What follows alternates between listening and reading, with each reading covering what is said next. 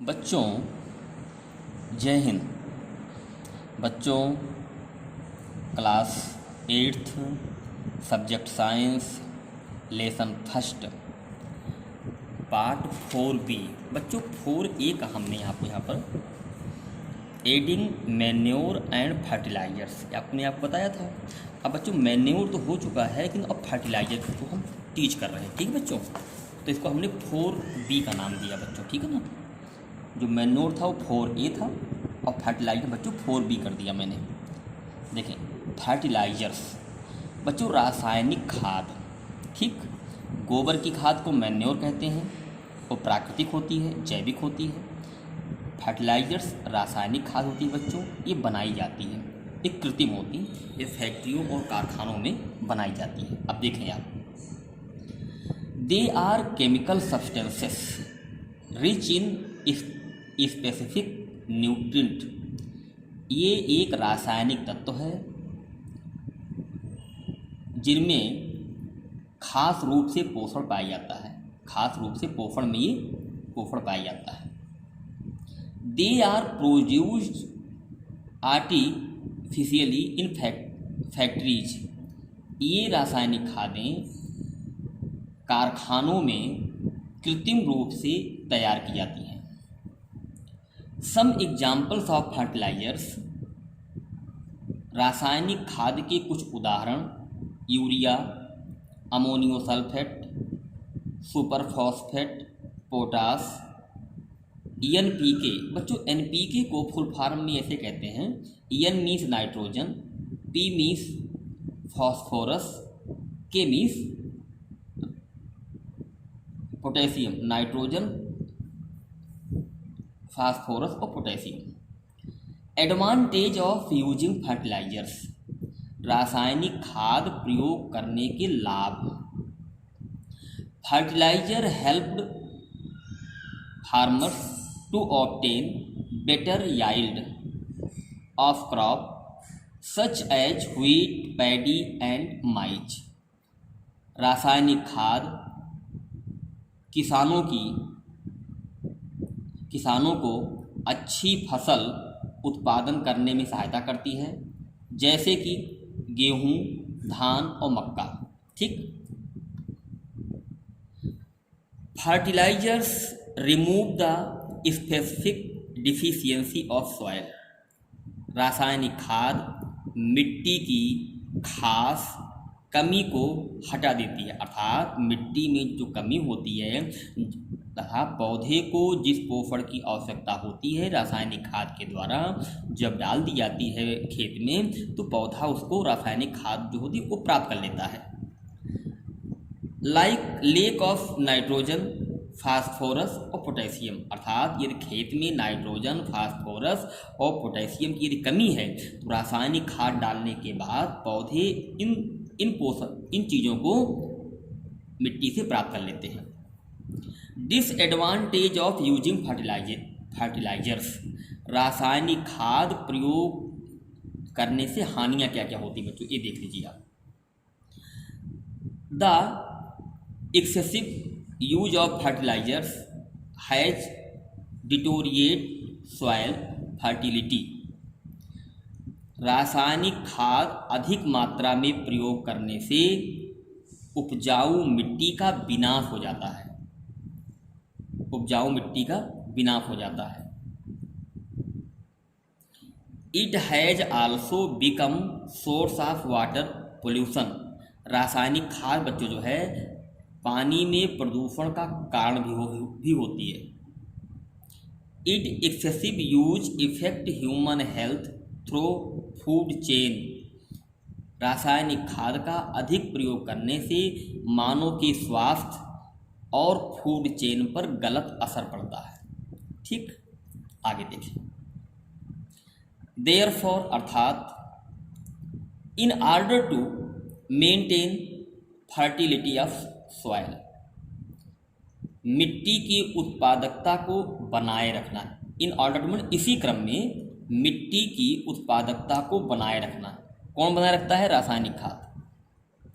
We have to substitute fertilizers by organic manure to leave the field uncultivated in between two cropping.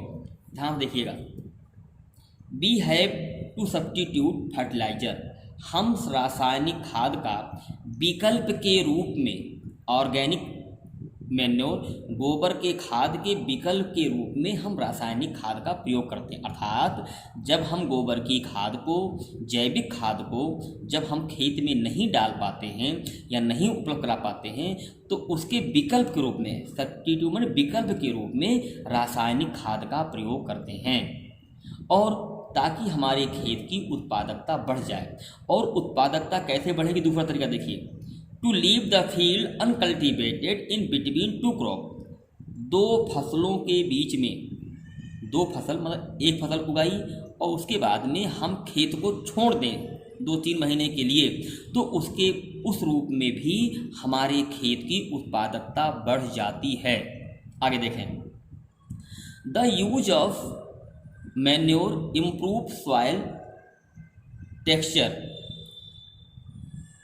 गोबर की खाद मिट्टी की बनावट, गोबर की खाद मैन्योर में गोबर की खाद या रासायनिक खाद या जैविक खाद मिट्टी की बनावट को सुधारती है, अर्थात में वृद्धि करती है। As well as it water retaining capacity, इससे मिट्टी में पानी रोकने की क्षमता बढ़ जाती है। It replenish the soil with the all nutrients, इससे मिट्टी में सभी प्रकार के पोषण की भरपाई हो जाती है। रिप्लेनिश माने भरपाई हो जाना, अर्थात गोबर की खाद मिट्टी में मिलाई जाती है तो वो हमारे पौधों को तो ताकत पहुंचाता है, उसके साथ साथ मिट्टी में और भी जो पोषण होते हैं उनकी भी भरपाई हो जाती है। Another method of replenishing the soil with the nutrient is by avoiding the cultivation of the same crop year after year. An other method of replenishing the soil, मिट्टी में पोषण की भरपाई करने के दूसरे भी तरीके हैं। कौन से दूसरे तरीके हैं बच्चों?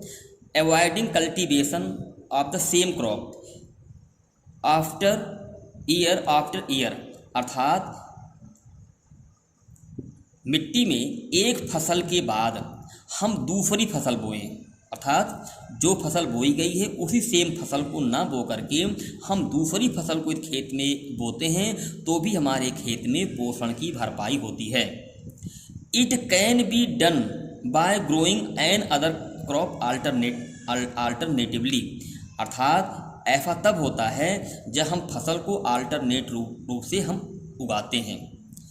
This is called crop rotation, इसे बच्चों हम क्रॉप रोटेशन को हिंदी में बोलते फसल चक्र, अर्थात जैसे मैंने गेहूं की फसल बोई खेत में, उसके बाद धान की फसल बोई, फिर दाल की फसल बोई, अर्थात एक फसल के बाद दूसरी फसल को बदल करके बोने से भी खेत की में पोषण की मात्रा बढ़ जाती है। इस तरीके से फसलों को उगाने को बच्चों हम क्रॉप रोटेशन कहते हैं। ईयर लायर, पहले farmers in northern India used to grow legume as fodder in one season and wheat in the next season. पहले फार्मर्स इन नॉर्थन इंडिया, उत्तरी भारत के किसान used to grow in legume, उत्तरी भारत के किसान खेतों में दलहनी दाल या चारे की फसल बोते हैं। एक सीजन में किसान लोग दाल की फसल या चारे की फसल बोते हैं। And wheat in the next season, और दूसरे सीजन में वो उसी खेत में गेहूं की फसल बोते हैं। This helped in replenishment of the soil with nitrogen, ऐसा करने से मिट्टी में नाइट्रोजन की भरपाई हो जाती है। ऐसा यदि किया जाता है तो मिट्टी में नाइट्रोजन की भरपाई हो जाती है। समझ गए, रिप्लेनिशमेंट माने भरपाई हो जाना। इन द प्रीवियस क्लासेस, पिछली कक्षाओं में, you have learned about rhizobium bacteria, आपने राइजोबियम बैक्टीरिया के बारे में पढ़ा। These are present in the noodles of the root of the leguminous plant, ये बैक्टीरिया दलहनी फसलों की जड़ों में नूडल के रूप में उपस्थित होते हैं। एंड 6 एटमॉस्फेरिक नाइट्रोजन, और वातावरण से नाइट्रोजन को प्राप्त करते हैं। You shall learn more about nitrogen fixation, आप नाइट्रोजन फिक्सेशन के बारे में अधिक पढ़ेंगे। एंड द नाइट्रोजन साइकिल, और नाइट्रोजन चक्र के बारे में इन द नेक्स्ट चैप्टर, आप अगले चैप्टर में नाइट्रोजन फिक्सेशन और नाइट्रोजन साइकिल के चक्र के बारे में अधिक से अधिक पढ़ेंगे। Farmers are being encouraged to adopt the same practice, किसान इस तरह से प्रैक्टिस करके उत्साहित होता है, अर्थात इस तरह से जब फसलों का उत्पादन करते हैं तो उत्साहित होते हैं, उनका उत्साह बढ़ता है कि हमारी फसल अच्छी हो रही है। In table 1.1 give the different between fertilizer and manure, table 1.1 में फर्टिलाइजर और गोबर की खाद के बारे में अंतर बताया गया है। बच्चों ध्यान से देखिएगा, फर्टिलाइजर क्या होती है? Fertiliser, a fertiliser is an inorganic salt, बच्चों रासायनिक खाद एक अकार्बनिक साल्ट है। A fertiliser is prepared in factory, fertiliser को कारखाने में तैयार किया जाता है। A fertiliser does not provide any humus in the soil, रासायनिक खाद मिट्टी को कोई भी ह्यूमस उपलब्ध नहीं कराता है। Fertilizer are very rich in plant nutrition like nitrogen, phosphorus and potassium, रासायनिक खाद मिट्टी को बहुत अधिक मात्रा में पोषण उपलब्ध कराता है, जैसे कि नाइट्रोजन, फास्फोरस और potassium. Some example of fertilizer, रासायनिक खाद के कुछ उदाहरण हैं बच्चों, यूरिया है, अमोनियम सल्फेट है, सुपर फॉस्फेट है, पोटास है और एनपीके है बच्चों। अब हम बात आते हैं बच्चों मैन्योर, गोबर की खाद के बारे में आपको बताते हैं। Manure is natural substances obtained by the decomposed of cattle, dung, human waste and plant residues. गोबर की खाद एक प्राकृतिक तत्व है जो जानवरों के गोबर, मानव के वेस्ट और पौधों के सड़ने गलने के द्वारा प्राप्त होती है। Manure can be prepared in the field, गोबर की खाद खेतों में तैयार की जाती है। Manure provide a lot of humus to the soil, गोबर की खाद अधिक मात्रा में मिट्टी को ह्यूम्स प्रदान करती है।